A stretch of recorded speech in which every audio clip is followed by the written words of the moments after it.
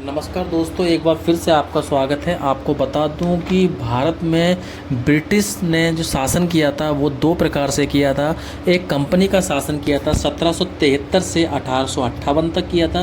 दूसरा सम्राट का शासन किया था 1858 से लेकर हमारे देश आज़ादी 1947 तक। आपको बता दें कि जब ईस्ट इंडिया कंपनी ब्रिटिश के कहने पर व्यापार करने अपने भारत में आई थी। भारत में आने के बाद में जब वो व्यापार करने लगी और धीरे धीरे उन्हें ऐसा लगा कि इस पर हम प्रशासन भी चला सकते हैं, व्यापार के साथ साथ प्रशासन भी कर सकते हैं।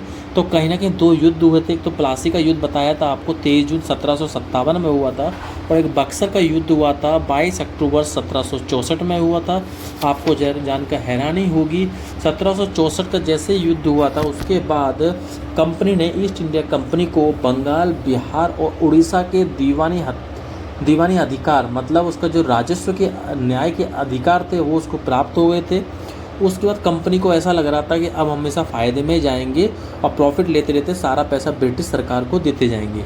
लेकिन आपको जानकर हैरानी होगी कि 1765 में जैसे ही चीज़ें हाथ में आई तो ईस्ट इंडिया कंपनी लॉस में जाने लगी। लॉस में जाने का उसका रीज़न ये था कि ईस्ट इंडिया कंपनी के कोई नियम नहीं थे, और उसके जो कर्मचारी थे वो उस कंपनी के आड़ में अपनी मनमानी कर रहे थे और भारत के लोगों से गिफ्ट ले रहे थे, वसूली कर रहे थे, और इलीगल तरीके से उन्होंने बहुत सारे काम किए, जिसके कारण कर्मचारियों को तो बहुत ज़्यादा फ़ायदा मिल रहा था, लेकिन उनको कंपनी को बिल्कुल तरह लॉस हो रहा था। फिर ईस्ट इंडिया कंपनी ने ब्रिटिश सरकार से, ब्रिटिश की जो रानी थी एलिजाबेथ, उनसे रिक्वेस्ट की, उनसे कहा कि हम इस सरकार को नहीं चला पा रहे हैं, मतलब ईस्ट इंडिया कंपनी को नहीं चला पा रहे हैं, आप कोई ना कोई एक्ट बनाइए।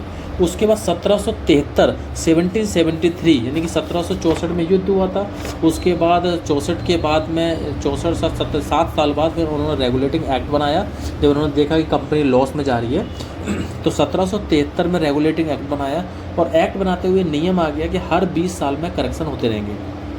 तो पहला रेगुलेटिंग एक्ट 1773 में बना, फिर उसमें 20 साल जोड़ लीजिए, फिर 1793 का चार्टर्ड कानून बना, फिर 20 साल जोड़ लीजिए 1813 का चार्टर्ड कानून बना, फिर 20 साल जोड़ लीजिए 1833 का चार्टर्ड कानून बना, और लास्ट 20 साल जोड़ने के बाद 1853 का चार्टर्ड अधिनियम बना, और ये संशोधन होते गए। 1853 का लास्ट ये संशोधन था। उसके बाद ब्रिटिश सरकार ने कह दी थी कि ईस्ट इंडिया कंपनी आराम से अपना आराम से भारत में व्यापार भी कर सकती है और प्रशासन भी आराम से चला सकती है। उसमें अब वो भी संशोधन नहीं किया जाएगा।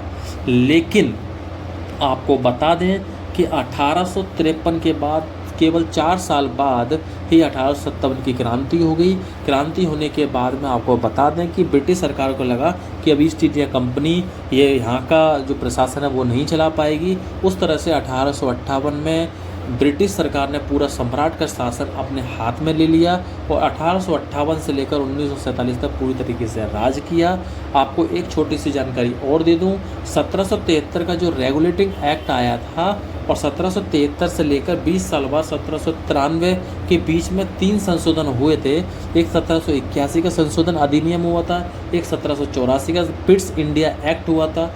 पिट्स ब्रिटेन के प्रधानमंत्री थे, उनके कारण कुछ संशोधन हुए थे, इसलिए इसका नाम पिट्स इंडिया एक्ट पड़ गया। और उसके बाद 1786 बाद 1786 का अधिनियम हुआ था। इसके बाद इन अधिनियमों, इन रेगुलेटिंग एक्ट में और इन चार्टर नियम में क्या था, इनको हम धीरे धीरे अगली वीडियो में जानते रहेंगे। नमस्कार।